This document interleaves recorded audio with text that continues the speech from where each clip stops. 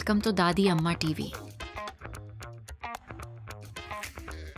प्राचीन गांव देवगढ़ में घने जंगलों और ऊंचे पहाड़ों के बीच एक निडर और जिज्ञासु लड़का वीर रहता था। वह साहसी था, लेकिन हमेशा जल्दबाजी में इनाम पाने की चाह रखता था। बुद्धिमान दादा बाबा केशव हमेशा उसे धैर्य और समझदारी की कहानियां सुनाते थे, लेकिन वीर उन पर ज्यादा ध्यान नहीं देता था। एक दिन किस्मत ने उसे एक कड़ा सबक सिखाने का फैसला किया। एक शाम वीर ने कुछ गांव वालों को एक छुपे हुए खजाने के बारे में बात करते सुना, जो डार्कवुड जंगल के गहरे हिस्से में दबा था। किंवदंती थी कि जो भी उसे ढूंढेगा वह दुनिया का सबसे अमीर व्यक्ति बन जाएगा। उत्साहित होकर वीर ने घर जाकर बाबा केशव को बताया।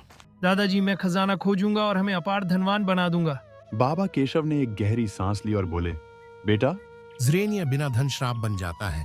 लेकिन वीर उनकी बात को अनसुना कर जंगल की ओर चल पड़ा। अगली सुबह वीर ने अपना थैला उठाया और जंगल की ओर चल पड़ा। जैसे जैसे वह आगे बढ़ता गया, जंगल घना और भयावह होता गया। अजीब अजीब आवाजें गूंज रही थीं।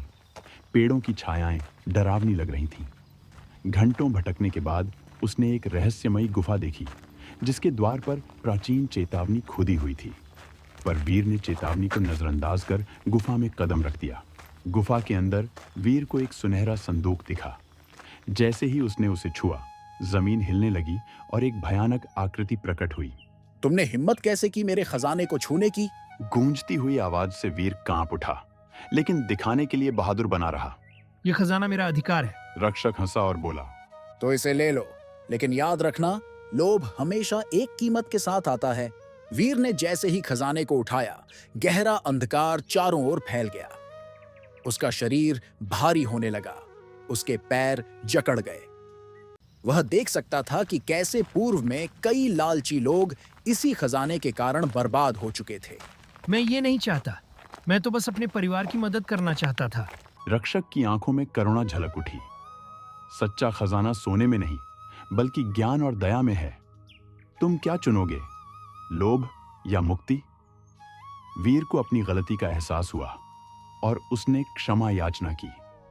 रक्षक ने सिर हिलाया और एक पल में वीर वापस अपने गांव में पहुंच गया। वीर दौड़कर बाबा केशव से लिपट गया। दादाजी, आप सही थे। लोभ एक अभिशाप है। मैं मेहनत करके ही सफलता प्राप्त करूंगा। गांव वालों ने जब उसकी यह बात सुनी तो उसकी समझदारी की प्रशंसा की। वीर ने शिक्षा और सेवा का मार्ग अपनाया और जल्द ही देवगढ़ का सबसे बुद्धिमान व्यक्ति बन गया। शापित खजाने की कथा जीवित रही, लेकिन अब यह एक सीख बन गई।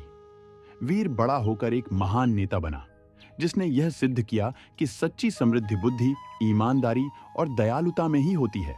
कहानी की सीख, लालच विनाश का कारण बनता है, लेकिन मेहनत, ईमानदारी और ज्ञान से ही वास्तविक सफलता और खुशी प्राप्त होती है।